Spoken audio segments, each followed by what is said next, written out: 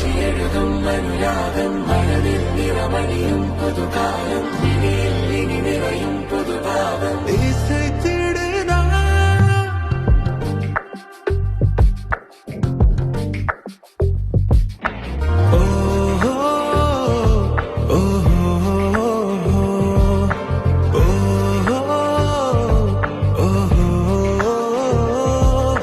கொஞ்சம் தென்றலா உயிர் கொள்ளும் மின்னலா ஒற்றை பார்வையில்